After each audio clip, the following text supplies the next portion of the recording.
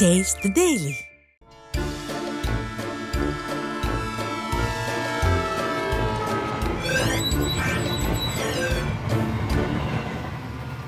மக்கா வணக்கம்.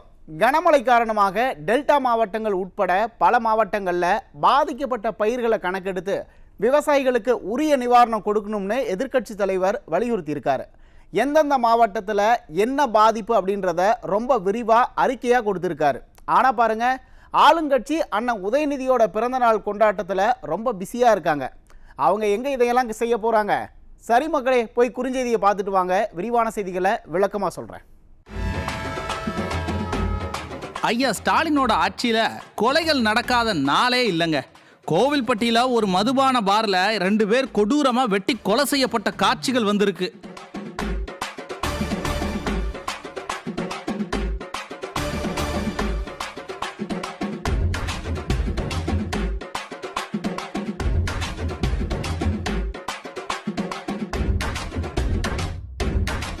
இப்படி ஒரு காட்சியை இதுவரை தமிழ்நாடு பார்த்ததே இல்லை. இந்த ஆட்சி முடிவுக்கு வந்தாதான் உசுருக்கு உத்தரவாதம் பார்த்துக்குங்க.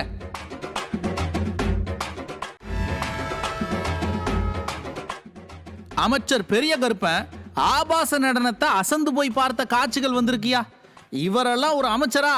இப்படிப்பட்டவங்கெல்லாம் ஆட்சி செஞ்சா ஊரு எப்படி விளங்கும்னு மக்கள் தலையில அடிச்சுக்கிறாங்க.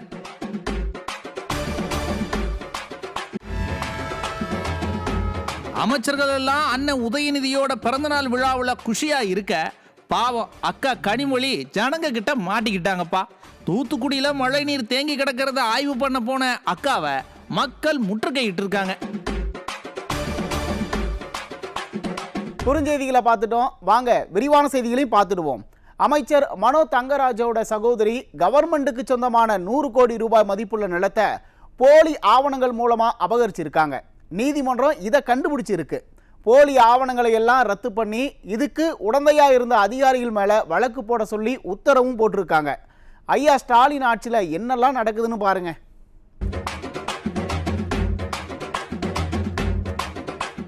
அரசாங்க நிலத்தை ஆக்கிரமிச்சிட்டதா சொல்லி பல குடியிருப்புகளை இந்த கவர்மெண்ட் இடிச்சு தள்ளிருக்கு. சென்னை, கரூர்னு பல இடங்கள்ல இறக்கமே இல்லாம மக்களை வீதியில நிறுத்தி வீடுகளை இடிச்சிருக்கு. கரூர் வெண்ணெய்மலையில மக்களுக்காக போராடின அதிமுகவினரை கைது பண்ணாங்க. பொதுமக்கள் பல வருஷமா தங்கி இருக்கிற இடங்களை ஆக்கிரமிப்புன்னு சொல்லி ஆக்ரோஷமா இடிச்சு தள்ளுற இந்த ஸ்டாலின் கவர்மெண்ட் அமைச்சரோட சகோதரியை கைது செய்யுமா?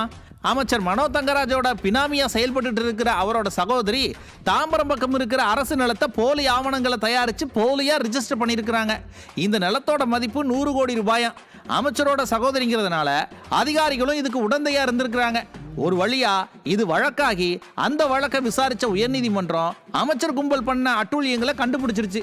உடனே இந்த போலி பட்டா, போலி ஆவணங்களை எல்லாம் ரத்து பண்ண உயர்நீதிமன்றம் சம்பந்தப்பட்ட அதிகாரிகள் மேல வழக்கு போட உத்தரவு போட்டிருக்கிறாங்க.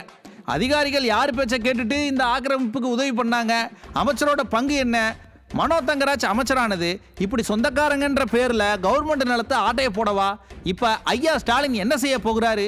அமைச்சர் மேலையும் அமைச்சரின் சகோதரி மேலையும் நடவடிக்கை எடுப்பாரா?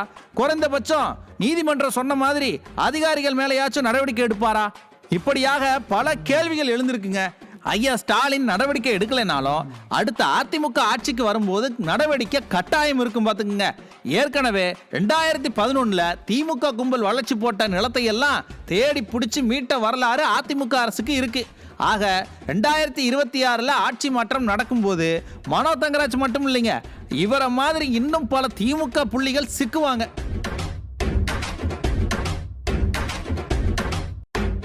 மக்கா, தெரியாம தான் நான் கேட்குறேன். ஐயா ஸ்டாலின் நடத்திட்டு இருக்கிறது கட்சியா? என்னது?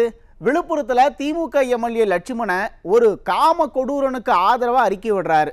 சிவகங்கையில் ஒரு அமைச்சர் ஆபாச நடனத்தை பார்த்து அசிங்கம் பண்ணிட்டு இருக்காரு. என்னையா நடக்குதுங்க? இப்படிப்பட்டவங்க ஆட்சியில் இருந்தால் பெண்களுக்கு எதிராக குற்றங்கள் நடக்காம வேற என்ன நடக்கும்? அமைச்சர் பெரிய கருப்பண்ணன் பண்ண அசிங்கத்தை நீங்களே பாருங்க.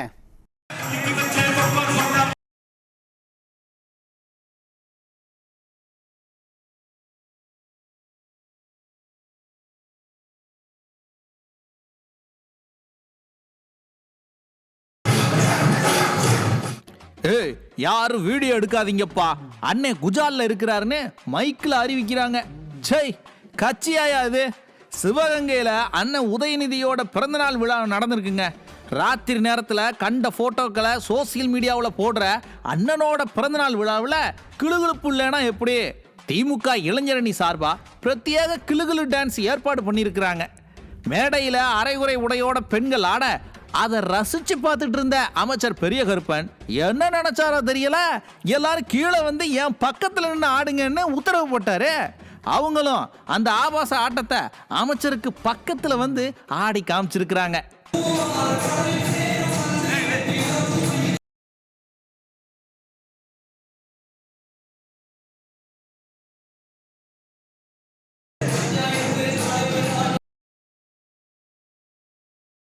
இப்படி ஒரு கேடுகட்ட கட்சி இலோகத்தில் உண்டோ? இப்படி ஆபாச நடனங்கள் கூடாதுன்னு நீதிமன்றங்கள் பலமுறை சொல்லியும் அமைச்சரே இப்படி அதை ரசிக்கிறாருன்னா இவங்களை என்னன்னு சொல்றது? இளைஞரணி ஆலோசனை கூட்டம்னு சாராய பாட்டிலோட விருந்து வைக்கிறாங்க. இளைஞரணி தலைவர் பிறந்த நாளுக்கு அரைகுறை ட்ரெஸ்ஸோட பெண்களை கூட்டு வந்து ஆட்டம் போடுதாங்க. இளைஞரணி தலைவர் சோசியல் மீடியாவில் என்ன செய்தாருன்னு உங்களுக்கே நல்லா தெரியும். 2021 எப்படிப்பட்டவங்களுக்கெல்லாம் ஓட்டு போட்டிருக்கீங்கன்னு நீங்களே கொஞ்சம் யோசிச்சு பாருங்க மக்கா.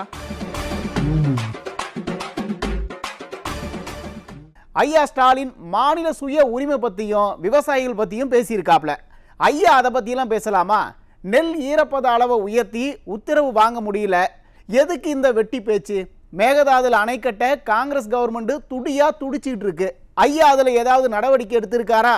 ஏன் எடுக்கல? அமைதியா இருக்காரு. இது டெல்டா விவசாயிகளுக்கு செய்யற துரோகம் இல்லையா? ஏற்கனவே மீத்தேன் திட்டத்துக்கு கையெழுத்து போட்டு துரோகம் செஞ்சாப்ல. இப்ப இந்த பிரச்சனை வேற. ஆனா பேச்சு மட்டும் தேனா பேசுறாரு. எல்லாம் விதி.